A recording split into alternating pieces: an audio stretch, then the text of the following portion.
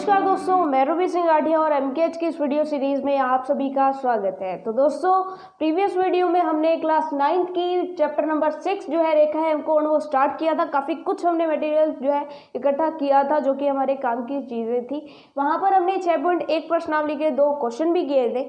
अब हम चलते हैं 6.1 जो प्रश्नावली है उसके बाकी के जो क्वेश्चन है वो स्टार्ट करते हैं। तो तीसरे क्वेश्चन की बारी है दोस्तों। फटाफट से तीसरा क्वेश्चन आपके सामने है। तो चलिए फ्रेंड्स, क्वेश्चन नंबर 3 का जो है सॉल्यूशन हम कर लेते हैं। तो दोस्तों, क्वेश्चन नंबर 3 हमें क्या कहता है कि यदि कोण पी क्यू आर और पी आर क्यू यानी पी क्यू आर यानी ये और कोण पी आर क्यू यानी ये दोनों कोण अगर बराबर हैं तो आपको सिद्ध करना है क्या कि कोण पी क्यू एस ये जो कोण है और कोण पी आर टी ये जो कोण है वो भी क्या रहेंगे, बराबर रहेंगे। ये हमें सिद्ध करना है। तो चलिए दोस्तों, फिलहाल तो है हमारे पास ये तो नहीं है बराबर, हमारे पास केवल ये बराबर है और वो हमें सिद्ध करने हैं कि वो बराबर है। अब दोस्तों, सिंपल सी बात है, हमने रैखिक युग्म अभिग्रहित में बार बार ये पढ़ा है कि कोई भी रेखा अगर है तो उसके एक तरफ बनने वाले जितने भी कोण है उनका योग कितना होगा, 180 डिग्री होगा। अब यहाँ पर बिंदु Q के सापेक्ष अगर देखें, ये मान लीजिए x है तो ये कितना हो जाएगा, ये हो जाएगा 180 माइनस x। सिर्फ समझने के लिए ये करना नहीं है, चलिए, क्योंकि करना तो हमें प्रूफ है, वो हम करेंगे आगे थ्योरेटिकली। और ये कोण जितना है उतना ही कोण ये है, यानी ये भी x होगा। ये x है तो ये टोटल 180 है तो ये भी कितना हो जाएगा, 180 माइनस x। तो हमें साफ पता चल रहा है कि ये जो कोण है PQS और ये जो कोण है PRT वो दोनों सेम आ रहे हैं अपने आप, किसके द्वारा, रैखिक युग्म अभिग्रहित लगाने पर। लेकिन दोस्तों, हमें इस तरीके से नहीं करना। अब समझ तो गए किस तरह से ये बराबर है और हमें करना क्या होगा, हमें इन दोनों पर रैखिक युग्म अभिग्रहित लगानी होगी, बिंदु Q पर और बिंदु R पर। फिर जो दो समीकरण आएगी वहां पर PQR और PRQ को जब बराबर कर देंगे तो हमारे पास अपने आप आंसर आ जाएगा। अब चलिए हम स्टार्ट करते हैं इस क्वेश्चन को कि क्वेश्चन को एक्चुअल में करना कैसे है। सबसे पहले हमें क्वेश्चन में लिखना क्या है कि दिया है, जो भी टर्म्स हमारे पास दी है, क्या दी है कि कोण PQR बराबर कोण PRQ। चलिए, और इसके बाद हमें लिखना है कि सिद्ध क्या करना है, सिद्ध करना है ताकि ये दोनों चीजें हमारी आंखों के सामने रहे। और दोस्तों, जब भी इस तरह का कोई क्वेश्चन आता है जहां पर सिद्ध करना होता है और कुछ दिया होता है, तो अगर मान लीजिए कि बड़ा क्वेश्चन आता है, मान लीजिए कि 6 मार्क्स का ये क्वेश्चन आता है, तो आपके जो 2 मार्क्स हैं, अगर आपने दिया है और सिद्ध करना है, सही लिखा है, तो आपके 2 मार्क्स जो है यहीं पर आपको मिल जाते हैं। और तीसरा मार्क्स आपका डायग्राम अगर सही है तो वहां पर आपको मिल जाते हैं। तो दोस्तों, अगर आगे क्वेश्चन बाई चांस, भगवान ना करे कि बाई चांस आपका क्वेश्चन आगे चलते चलते गलत भी हो गया, तो आपने अगर दिया है और सिद्ध करना है, ऐसी फॉर्मेलिटीज जो होती है, यानी सारी की सारी थ्योरी अगर अच्छे से लिखी है तो वहां पर आपको 1 या 2 या 3 नंबर जरूर मिल जाते हैं, पूरा का पूरा क्रॉस नहीं होता है। तो इसके लिए हम जो है सिद्ध करना है, जो दिया है वो अच्छे से लिखना हमारे लिए जरूरी है। सिद्ध करना है, क्या सिद्ध करना है, PQS बराबर कोण PRT, ये हमें सिद्ध करना है। अब चलिए हम चलते हैं आगे कि रेखा युग्म अभिग्रहित से किसके सापेक्ष, बिंदु Q के सापेक्ष। तो चलिए फटाफट से कि बिंदु Q के सापेक्ष रैखिक, या सापेक्ष नहीं लिखिए, ये लिख लीजिए कि बिंदु Q पर रैखिक युग्म अभिग्रहित से। अब रैखिक युग्म अभिग्रहित क्या कहता है कि जितने भी कोण बनेंगे उनका मान कितना होगा, 180 डिग्री। तो कोण PQS प्लस कोण PQR कितना हो जाएगा हमारे पास, 180 डिग्री। इतना हमें क्लियर हो गया। अब दोस्तों, हमें क्या करना है, P, Q और S को एक साइड रखना है, यानी इसको एक साइड रखना है, कोण PQS बराबर, अब ये प्लस का है उधर जाके माइनस हो जाएगा, तो 180 डिग्री माइनस कोण PQR। अब दोस्तों, हमें पता है, दिया है हमें कि PQR और PRQ बराबर है, यानी PQR की जगह हम PRQ भी लिख सकते हैं। तो चलिए हम लिख देते हैं, PQR की जगह क्या लिख देते हैं, PRQ। क्यों, क्योंकि हमें दिया है कि कोण PQR बराबर है कोण PRQ, इसलिए हमने इसको ऐसा लिख दिया। ऐसा क्यों लिखा, कैसे किस लिए लिखा, ये हम आगे देखेंगे। ये हो गई हमारी समीकरण नंबर 1। चलिए समीकरण नंबर 1 इसको यहीं पर छोड़ देते हैं। अब हम रैखिक युग्म अभिग्रहित लगाते हैं बिंदु R पर। बिंदु R पर रैखिक युग्म अभिग्रहित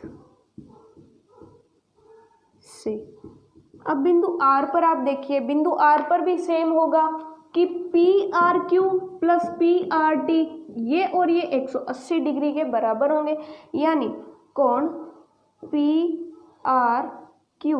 प्लस कोण PRT बराबर होंगे कितने, 180 डिग्री के।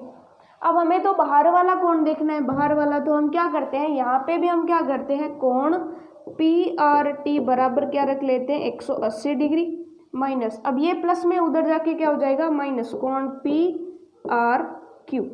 इसको हमने दे दिया समीकरण नंबर 2 और इसको समीकरण नंबर 1। अब दोस्तों समीकरण नंबर 1 और समीकरण नंबर 2 को आप ध्यान से देखिए। समीकरण नंबर 1 और समीकरण नंबर 2 को आप ध्यान से देखिए। PQS बराबर, यहाँ पे भी PQS ही तो है, PQS बराबर कितना है, 180 डिग्री माइनस PRQ, और PRT भी किसके बराबर है, कोण 180 डिग्री माइनस PRQ। तो समीकरण 1 से और समीकरण 2 से ये और ये तो बराबर है, इसका मतलब ये और ये भी क्या होंगे, बराबर होंगे। तो आप क्या लिख देंगे, समीकरण 1 व समीकरण 2 से कोण PQS बराबर कोण PRT, और आगे लिख देंगे हेंस प्रूव्ड, यानी जो हमें प्रूव करना था वो प्रूव हो गया, या फिर हिंदी में आप लिख सकते हैं इति सिद्धम। चलिए ये हमें समझ आ गया। तो क्योंकि ये अगर हम पूरी टर्म देखें तो यहाँ पे भी यही, यहाँ पे भी यही, ये दोनों बराबर हैं, तो इसका मतलब ये दोनों भी बराबर होंगे। चलिए सिंपल सी बात, क्वेश्चन नंबर 3 हो गया सॉल्व। अब क्वेश्चन नंबर 4 की तरफ चलते हैं। बेहद आसान क्वेश्चन, सबसे आसान क्वेश्चन आपका क्वेश्चन नंबर 4। तो चलिए दोस्तों फटाफट से जो हमारा 4th क्वेश्चन है उसका सॉल्यूशन हम देख लेते हैं। क्वेश्चन नंबर 4 हमारे को क्या कहता है कि यदि x प्लस वाई बराबर w प्लस जेड है तो सिद्ध कीजिए कि AOB एक रेखा है। मतलब ये हमारे से क्या करवाना चाहता है कि रैखिक युग्म अभिग्रहित का विलोम हम सिद्ध करें। यहाँ पे हमें पता होगा कि x प्लस वाई जो है वो 180 डिग्री होगा, और 180 डिग्री अगर कोई दो आपको पता है कि आसन कोण अगर कोई दो है और उनका योग 180 डिग्री है, इसका मतलब उनकी जो अउभयनिष्ठ भुजाएं होंगी, मतलब उभयनिष्ठ को छोड़कर जो अउभयनिष्ठ भुजाएं होंगी वो क्या होंगी, एक सरल रेखा होगी या रेखा होगी। चलिए अब हमें इसने दिया है, इसका सॉल्यूशन हम देखते हैं। इसने हमें दिया है, क्या दिया है कि x प्लस वाई बराबर w प्लस जेड है। ये हो गई हमारी समीकरण नंबर 1। और हम जानते हैं कि कोई अगर बिंदु है तो उस पर टोटल बनने वाला कोण कितना होता है, 360 डिग्री। ये O बिंदु है, हमने इसको साइड में लिख दिया। यहाँ भी आप लिख सकते हैं कि O बिंदु है ये बीच वाला। तो हमें पता है, हम जानते हैं किसी बिंदु पर बनने वाले सभी कोणों का योग 360 डिग्री होता है। कि सिंपल सी बात, हमने स्टार्टिंग में ऐसा कुछ लिखा था, ये भी 90 डिग्री, ये भी 90 डिग्री, ये भी 90 डिग्री, ये भी 90 डिग्री, 90 90 4 बार है तो 9 चौके 36 होते हैं, 360 डिग्री टोटल कोण बनता है किस पर, एक बिंदु पर। चलिए ये हमें बात क्लियर होगी। अगर हम बिंदु O के सापेक्ष देखें तो इसका मतलब क्या हो जाएगा कि x प्लस वाई प्लस डब्ल्यू प्लस जेड, एक्स वाई डब्ल्यू और जेड सबको मिला दिया तो ये कितना हो जाएगा, 360 डिग्री हो जाएगा। अब समीकरण 1 हमें क्या कहती है, समीकरण 1 से कि आप w प्लस जेड की जगह क्या लिख सकते हैं, x प्लस वाई लिख सकते हैं। तो हम इस w प्लस जेड की जगह क्या लिख देते हैं, x प्लस वाई लिख देते हैं। ये x plus y plus w plus z की जगह भी हमने क्या लिख दिया, x प्लस वाई बराबर 360 डिग्री। तो अब ये x प्लस वाई और x प्लस वाई कितनी बार आ गए, 2 बार आ गए। तो हम क्या लिख देंगे, 2 इंटू एक्स प्लस वाई बराबर 360 डिग्री। अब 2 इधर गुणा में है, उधर जाके भाग हो जाएगा। तो x प्लस वाई बराबर 360 डिग्री बटे 2 कट हो गया कितना, 180 डिग्री। और रैखिक युग्म अभिग्रही से हमें पता है, क्या पता है कि अगर किन्हीं दो आसन कोणों का योग 180 डिग्री है तो उनकी जो अव्यनिष्ठ भुजा होगी वो क्या होगी, एक रेखा होगी। तो वो जो कथन है अभिग्रहित है उसको हम पूरा लिखेंगे। यहाँ पर क्या लिखेंगे कि रैखिक युग्म अभिग्रहित के विलोम से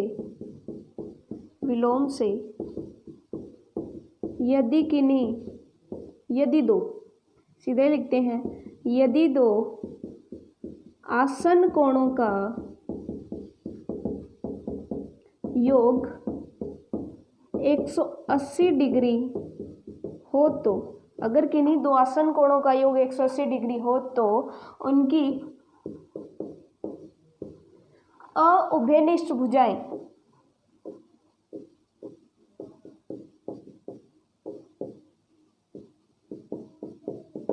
एक रेखा होती है, एक रेखा होती है। अब x और y का कोणों का मान कितना है, 180 डिग्री योग, और ये दोनों आसन कोण भी है क्योंकि एक कॉमन शीर्ष पर बने हैं और कॉमन भुजा भी है। इसका मतलब इनकी जो अव्यनिष्ठ भुजाएं होंगी AO और OB वो क्या होंगी, एक सरल रेखा होगी। इसका मतलब अतः AOB एक सरल रेखा है। ये आपने यहाँ नीचे लिखना है, हमारे यहाँ जगह नहीं है इसलिए हमने यहाँ लिख दिया। चलिए, अतः AOB एक सरल रेखा है। तो चौथा क्वेश्चन इतना आसान, बहुत ही आसान। चलिए अब बारी है 5th क्वेश्चन की। तो चलिए फ्रेंड्स फटाफट से इसको सॉल्व हम करते हैं। 5th क्वेश्चन बहुत ही इजी क्वेश्चन है, सबसे आसान क्वेश्चन। बस उसमें एक चीज़ अगर हमने लगा दी तो यहाँ पर सारा क्वेश्चन बहुत ही आसानी से हमारे हो जाएगा। चलिए 5वां क्वेश्चन हम रीड करते हैं कि POQ एक रेखा है। सबसे पहले ये कहता है कि POQ एक रेखा है। चलिए इतनी बात clear. Rekha OR Rekha PQ पर लंब है, यानी OR जो है वो इस पर क्या है, लंब है। यानी ये भी कितना है, 90 डिग्री, और ये भी कितना है, ये भी हमारे पास 90 डिग्री है, यानी लंब है। चलिए, किरणों OP व OR के बीच में OS एक अन्य किरण है, सिद्ध कीजिए कि ROS बराबर ये। चलिए ये जो भी है इससे टेंशन लेने की ज़रूरत नहीं है, ये बहुत ही आसान है। सबसे पहले जब आपसे कुछ भी क्वेश्चन में ना बनता हो, आपको समझ नहीं आ रहा हो कि क्या करना है, तो आप फटाफट से 2 चीज़ें लिखिए कि आपको सिद्ध क्या करना है और आपको दिया क्या है। तो सिंपली हमें दिया क्या है, हमें दिया है कि जो रेखा RO है या रेखा जो OR है वो लंब है किस पर, रेखा PQ पर या किरण PQ पर RO जो है वो लंब है। इसका मतलब क्या हो गया कि कोण ROQ जो है वो कितना है, 90 डिग्री है। इसी के अलावा जो ये कोण है सारे के सारे, यानी कोण POS प्लस कोण ROS, ये भी क्या हो जाएगा, 90 डिग्री हो जाएगा, क्योंकि POS ये वाला और ROS ये वाला, तो ये और ये दोनों कोण मिलाकर के कितने हो गए, 90 डिग्री के हो गए, क्योंकि RO जो है वो क्या है, यहाँ पर लंब है, ये हमें दिया है। तो ये होगी हमारी इक्वेशन नंबर 1, ये होगी हमारी इक्वेशन नंबर 2। तो समीकरण 1 और समीकरण नंबर 2 से, समीकरण नंबर 1 व समीकरण 2 से। अब दोस्तों यहाँ पर थोड़ा सा चेंज हमने गलती कर दी कि यहाँ पर गलती नहीं, खैर तरीका हमने अलग कर दिया कि यहाँ पर ROQ हमने लिखा है, तो इसकी बजाय हम QOR अगर लिखें तो ज़्यादा बेस्ट रहेगा। क्यों बेस्ट रहेगा वो भी हम देखेंगे कि ROQ को हम QR लिख दें तो भी उससे कोई फर्क नहीं पड़ता है। QOR उधर से स्टार्ट करते हैं। यानी ये क्या बना, क्यू ओ आर कितना हो गया 90 डिग्री। चलिए बहुत अच्छे। अब उधर से स्टार्ट किया तो आर ओ एस बन गया, ओके। और इधर वाला कोण जो है इधर से स्टार्ट होगा तो पी ओ एस। चलिए इस तरह से हम स्टार्ट करके इनको लिख रहे हैं, बहुत अच्छे। इतना आ गया तो समीकरण 1 और समीकरण 2 से हमें पता चल रहा है कि ये भी 90 डिग्री, ये भी 90 डिग्री, मतलब ये इनके बराबर होगा कि क्यू आर 90 डिग्री है। तो हम ये लिख सकते हैं ना कि ये दोनों कोण क्यू ओ आर के बराबर है। तो हम लिख देंगे कि समीकरण 1 और समीकरण 2 से पी ओ एस प्लस कोण आर ओ एस बराबर है कोण क्यू ओ आर। बहुत अच्छे, क्यू ओ आर। लेकिन यहां पर देखिएगा, यहां पर क्या दिया है, कोण क्यू ओ एस दिया है। क्यू ओ एस यानी इतना कोण उसने दिया है, हम कितना ले रहे हैं, सिर्फ इतना। तो हम क्या करते हैं कि क्यू ओ आर तो हमारे पास है, क्यू ओ आर में हम आर ओ एस अगर ये जोड़ दें तो पूरा हमारे पास क्यू एस आ जाएगा। इतना हमारे पास है क्यू ओ आर, इसमें हम आर ओ एस और जोड़ देते हैं तो पूरा हमारे पास क्या आ जाएगा, क्यू ओ एस। तो इसके लिए हम क्या करते हैं कि दोनों पक्षों में कोण आर ओ एस जोड़ने पर, बस ये ही वो स्टेप था जो कर दिया तो बस हमारा क्वेश्चन कंप्लीट हो गया। अब दोस्तों आर ओ एस जोड़ा, अब क्यू ओ आर हमारे पास था, उसमें आर ओ एस और जोड़ दिया तो ये क्या बन गया, पूरा क्यू ओ एस। तो यहाँ पर जोड़ देते हैं कोण पी ओ एस प्लस कोण आर ओ एस, ये तो पहले से ही था। अब इसमें भी कोण आर ओ एस जोड़ा और उधर भी क्यू आर में भी क्या जोड़ा, आर ओ एस। अब क्यू ओ आर और आर ओ एस तो पूरा क्या बन गया, कोण क्यू ओ एस। बहुत अच्छे। इधर क्या बनेगा, कोण पी ओ एस प्लस, अब यहाँ पे तो आर ओ एस और आर ओ एस, दो आर ओ एस हो गए, कोण दो आर ओ एस। अब देखिए आप, अब तो आपको सॉल्यूशन दिख ही रहा है कि अब तो बिल्कुल सॉल्व हो ही गया। कैसे, हम पी ओ एस यहाँ प्लस में है, उधर माइनस में लेकर के जाते हैं तो दो कोण आर ओ एस क्या हो गया, कोण क्यू ओ एस माइनस, ये जो प्लस था उधर माइनस में चला जाएगा पी ओ एस। अब तो कुछ भी नहीं बचा, सारी फॉर्म उधर बन गई है। यहाँ पर जो दो गुना में है उधर जाके क्या जाएगा, भाग में जाएगा और पूरे के भाग में जाएगा, जो भी उधर है उस पूरे के भाग में जाएगा। चलिए तो यहाँ पर कोण आर ओ एस क्या हो जाएगा, पूरे के भाग में 2, यानी 1/2 से गुणा कर दें या बटा में 2 कर दें, एक ही बात है। कोण क्यू ओ एस माइनस कोण पी ओ एस। चलिए ये हमारा सॉल्यूशन हो गया जो हमें सिद्ध करना था, तो ये हो गया हेंस प्रूव्ड। बेहद आसान क्वेश्चन, सिर्फ एक ही चीज़ हमें करनी थी। ये हमारे लिए क्वेश्चन डरावना क्यों था, क्योंकि हमें यहाँ पर आर ओ एस का पता नहीं चल रहा था कि हमें आर ओ एस जोड़ करके वैसी टर्म बनानी है। ये तो हम आसानी से बना लेते थे, लेकिन ये कैसे बना ये नहीं समझ आ रहा था। तो सिंपल आर ओ एस को जोड़ना है, आर ओ एस को जोड़ा। अब कैसे पता चलेगा कि आर ओ एस को जोड़ें, तो यहाँ पर हमारे पास क्यू ओ आर है लेकिन यहाँ पर क्यू ओ एस है, तो हमें पता चल गया कि हमें क्यू ओ एस पूरा लेना है। क्यू ओ आर में आर ओ एस जोड़ देंगे तो क्या बन जाएगा, क्यू ओ एस बन जाएगा। चलिए 5th क्वेश्चन का सोल्यूशन हो गया।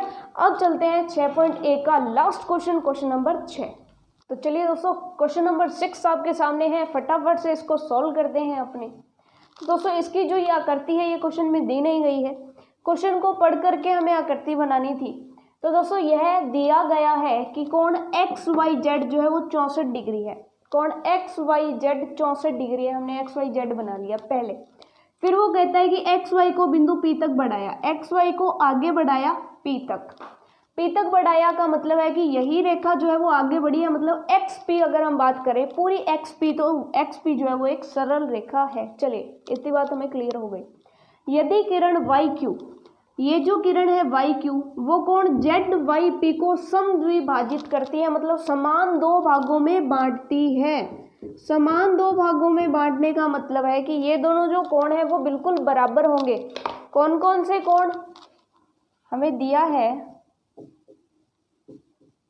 समान दो भागों में बांट दिया। अब ये जितना भी कोण था उसको आधा आधा बांट दिया, यानी पूरे कोण का आधा हो जाएगा ये और पूरे कोण का आधा हो जाएगा ये। समान दो भागों में बांटा है तो हम क्या लिख सकते हैं कि जेड वाई क्यू, जो पहला कोण है वो बराबर होगा दूसरे कोण के, यानी क्यू वाई पी। इतनी बात हमें क्लियर हो गई कि जेड वाई क्यू बराबर होगा क्यू वाई पी, क्योंकि ये और ये दोनों कोण बराबर है, क्योंकि ये जो रेखा है ये पूरे कोण को समान दो भागों में विभाजित कर रही है, और ये दोनों कोण जो है किसके बराबर होंगे, पूरे कोण के आधे के बराबर होंगे, क्योंकि आधा आधा बांटा है तो पूरा कोण क्या हो जाएगा, पूरा कोण हो जाएगा जेड वाई पी, और इसका आधा होगा ये दोनों कोण। तो ये हमें दिया है, बस ये बात थी जो हमने अगर यहाँ पर पहचान ली तो हमारा क्वेश्चन हो जाएगा। समद्विभाजित करती है, समान दो भागों में बांटती है, तो ये कोण और ये कोण दोनों बराबर होंगे। तीसरी बात, किसके बराबर होंगे, पूरे कोण के आधे के बराबर होंगे, क्योंकि आधा आधा बांटा है। चलिए, एक चीज़ तो हमें ये क्लियर हो गई। अब दूसरी चीज़ क्या है, रेखित युग्म अभिग्रहित लगाना है यहाँ पर। कौन सी रेखा पर, एक्स पी पर। तो आप लिखेंगे कि रेखा एक्स पी पर रैखिक युग्म अभिग्रहित से। अब रैखिक युग्म अभिग्रहित हमें क्या कहता है, यह अभिग्रहित हमें कहता है कि जितने भी कोण हैं, एक तरफ बनने वाले जितने भी कोण हैं उनका योग कितना होगा, 180 डिग्री। तो एक तरफ बनने वाले कोण सबसे पहले X Y Z, x Y Z ये वाला कोण, उसके बाद बनने वाला ये वाला कोण, कोण जेड वाई क्यू, उसके बाद जेड वाई पी, कोण Q Y P, Z Y P नहीं क्यू वाई पी बराबर 180 डिग्री, यानी X Y Z plus Z Y Q plus Q Y P जो है, ये तीनों के तीनों कोण क्या होंगे, 180 डिग्री होंगे। तो चलिए, यहाँ पर हमें पता है कि एक्स वाई जेड कितना कोण हो जाएगा, ये हो जाएगा कितना, 64 डिग्री प्लस।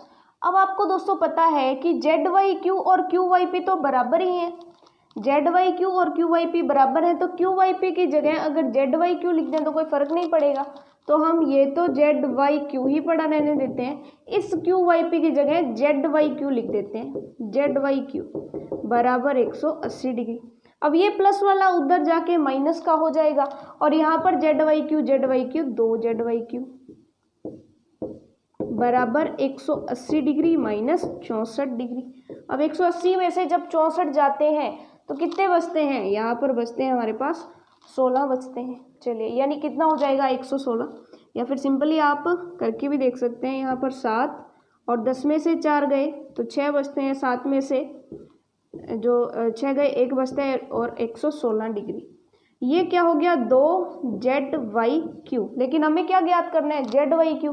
तो ये 2 गुणा में है, उधर जाके भाग में, तो कोण जेड वाई क्यू क्या हो जाएगा, 116/2। जब इसको कैंसिल करते हैं तो कितना आता है, 58 डिग्री। 116 को जब भाग देते हैं तो कितना आता है, 58 डिग्री, यानी जेड वाई क्यू क्या हो गया, 58 डिग्री आ गया। अब जब समद्विभाजित करती है, यानी जेड वाई क्यू और क्यू वाई पी बराबर है, तो ये भी कितना हो जाएगा, ये भी हो जाएगा 58 डिग्री। चूंकि कोण जेड वाई क्यू बराबर है कोण क्यू वाई पी, तो हेंस कोण क्यू वाई पी भी कितना हो जाएगा, 58 डिग्री हो जाएगा। तो ये हो गया हमारा आंसर, ये दोनों हमें आंसर जो है वो निकालने थे। तो दोस्तों 6.1 जो प्रश्नावली है उसके 6 के 6 क्वेश्चन, बहुत ही बेहतरीन प्रश्नावली, बहुत ही इंपॉर्टेंट प्रश्नावली, और 10th क्लास के लिए हमारा बेस तैयार करने वाली प्रश्नावली है ये, और बहुत ही अच्छी, बहुत ही इंटरेस्टिंग, इंपॉर्टेंट प्रश्नावली है। तो दोस्तों होपफुली जितना भी आपने यहाँ पर पढ़ा हुआ आपको समझ आया होगा। अगर आपको ये वीडियो पसंद आई है तो लाइक करिएगा, अपने दोस्तों के साथ शेयर करिएगा, सब्सक्राइब कर दीजिएगा चैनल को अगर आपने अब तक नहीं किया है तो। इसी के साथ धन्यवाद। All the best for your self studies.